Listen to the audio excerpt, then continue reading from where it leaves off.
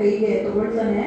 ಸುತ್ತ ಒಳಗಡೆ ಪೂರ್ತಿ ಒಂದ್ಸತಿ ನೋಡ್ತಾನೆ, ಹೊರಗಡೆ ಒಂದ್ಸತಿ ನೋಡ್ತಾನೆ, ಬದಿಗಳಲ್ಲಿ ನೋಡ್ತಾನೆ. ಒಳಗಡೆನೂ ಏನೂ ಇಲ್ಲ, ಹೊರಗಡೆನೂ ಇಲ್ಲ, ಬದಿಯಲ್ಲಿ ಎಲ್ಲೋ ಒಂದಿಷ್ಟೇ ಇಷ್ಟು ಕಂಡು ಕಿಂಚಿತ್ ಪಾಕಶೇಷ. ಪಾಕ ಅಂದ್ರೆ ಅಡಿಗೆ, ಪಾಕಶೇಷ ಅಂದ್ರೆ ಮಾಡಿದ ಅಡಿಗೆಯಲ್ಲಿ ಉಳಿದಂತ ಒಂದು ಚೂರು, ಒಂದು ಅಗಳು ಎಲ್ಲೋ ಮೆತ್ಕೊಂಡಿತ್ತಂತೆ ಬದಿಯಲ್ಲಿ. ಅದು ಅವಳು ತೊಳೆಯುವಾಗ ಅವಳಿಗೆ ಕಂಡಿಲ್ಲ ಸರಿಯಾಗಿ. ಅದನ್ನ ತೆಗೆದುಕೊಂಡು ಆಹಾ ಇಲ್ಲಿಲ್ಲ, ಸುಳ್ಳು ಹೇಳ್ತೀಯ ನೀನು, ನೋಡು ಇಲ್ಲಿದೆ ಅಂತ ಹೇಳಿ ಆ ಅಗಳನ್ನೇ ಎತ್ತಿ ಬಾಯಿಗೆ ಹಾಕೊಳ್ತಾನೆ.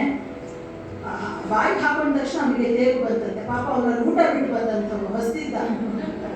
ಆಗಳನ್ನ ಬಾಯಿಗೆ ಹಾಕೊಂಡ ತಕ್ಷಣ ಅವನಿಗೆ ತೇಗು ಬಂದ್ಬಿಡ್ತಂತೆ.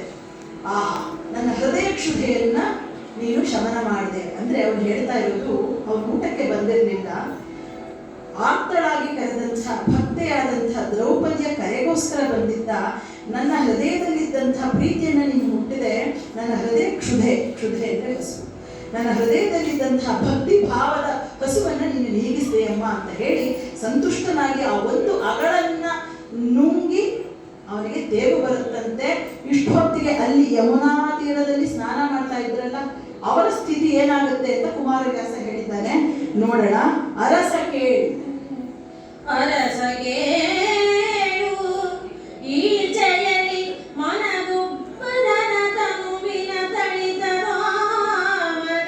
ಭರದ ದೃಷ್ಟಿಯ ಬಳಿಯದೆ